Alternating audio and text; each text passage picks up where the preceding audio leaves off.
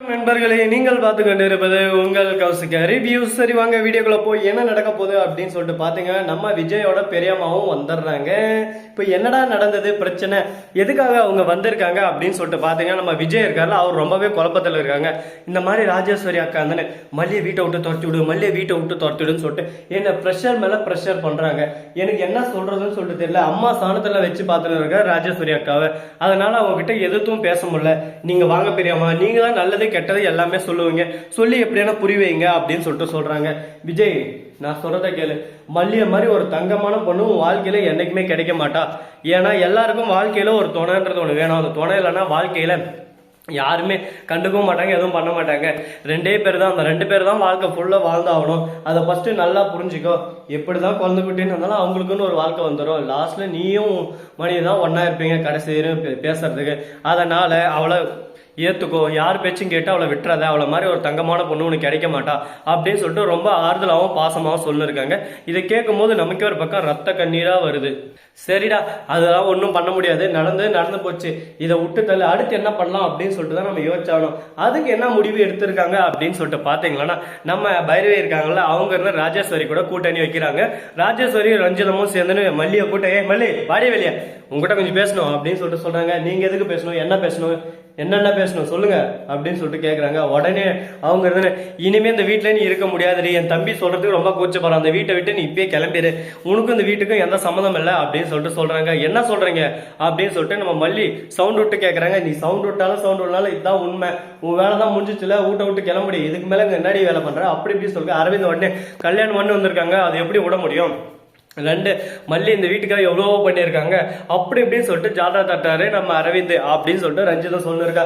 ரஞ்சித் வந்து உடனே டே நீ யாரு, இந்த வீட்டோட வாட்ச்மேன், எங்க இருக்கணுமோ அங்க மட்டும் இருக்கணும், தேவையில்ல அந்த வாய் வார்த்தையெல்லாம் பொழந்துடும் தெரிஞ்சுக்க, போடா வெளியே அப்படின்னு சொல்லிட்டு உடனே விஜய் வந்து பட்டுன்னு ஒரு அடி ரஞ்சித்துக்கு வர்றான். அவரும் நம்ம குடும்பத்தில் ஒருத்தர் தான், தேவையில்லாம அவரு வாடா போடான்ற வார்த்தையெல்லாம் வச்சுக்க கூடாது அப்படின்னு சொல்லிட்டு ஒரே அடி நம்ம விஜய் விட்டுறாரு. உடனே விஜயை பார்த்து அப்படியே பூச்சி போயிடுறாங்க எல்லாரும்.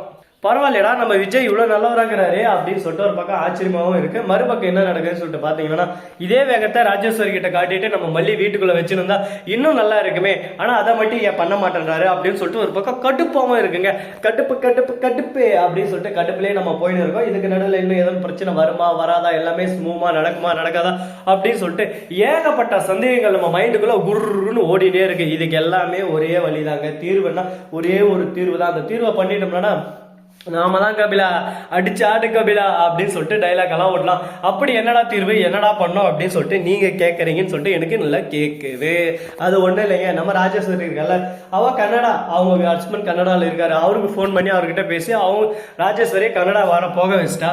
அதுக்கப்புறம் இந்த வீட்டுல பிரச்சனையே இருக்கா. ரஞ்சிதமெல்லாம் ஒரு ஆளே இல்லை, அவ பேச்செல்லாம் நம்ம விஜய் கேட்கவே மாட்டாரு, அவ எதனா சூழ்ச்சி பண்ணணும்னு மட்டும்தான் பாப்பா.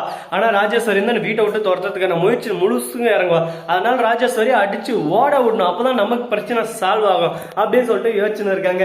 இதெல்லாம் சரிப்பட்டு வருமாடா, என்னடா நடக்கும் ஏதுடா நடக்கும், எனக்கு ஒரே குழப்பமா இருக்குடா அப்படின்னு சொல்லிட்டு விஜய் குழப்பத்திலே இருக்காரு. அவன் பெரிய வந்ததான், டேய் மாங்காய் படைய மாதிரி பண்ணாத, என்னடா பண்ண இருக்க, மல்லி இந்த வீட்டோட பொண்ணுடா, தாலி கட்டல, இனிமே அவன் இந்த வீட்டுலாம் உங்க 2 பேருக்குள்ள ஏதாவது பிரச்சனையா, டைவர்ஸ் பண்றீங்களா, அதை பேசுங்க.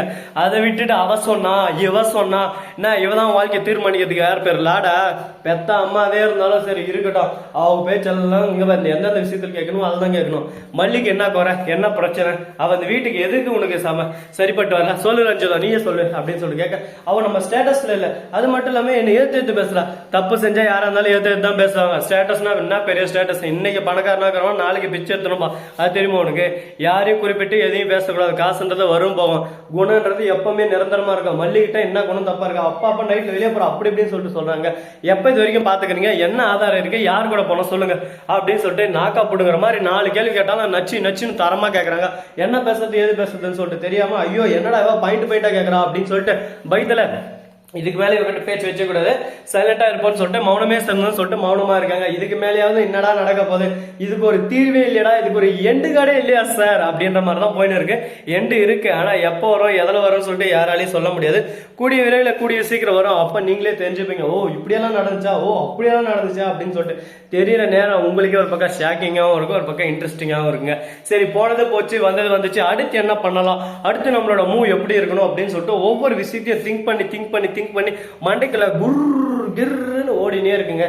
அதுக்கெல்லாம் ஒரு தீர்வே இல்லையடா அப்படின்னு சொல்லிட்டு பாத்தீங்கன்னா, அனைத்துக்கும் தீர்வு உண்டு மகனே. அது எதுக்கு எப்ப உண்டோ அப்பப்பதான் உண்டு. அதுக்குன்னு சொல்லிட்டு நம்ம நினைச்ச நேரத்துல எல்லாம் எல்லாமே பண்ண முடியுமான்னு சொல்லிட்டு பார்த்தா கண்டிப்பா வாய்ப்பு இல்லைங்க. வாய்ப்பு என்பது ஒரு முறை வரும். வாய்ப்பை பயன்படுத்தி கொண்டால் வாழ்நாள் முழுவதும் வரும்.